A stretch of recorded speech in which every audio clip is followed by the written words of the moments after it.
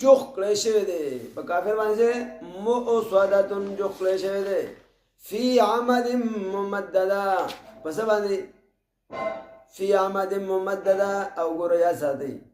په داسې ستنو کې چې هغه څه دي ممدده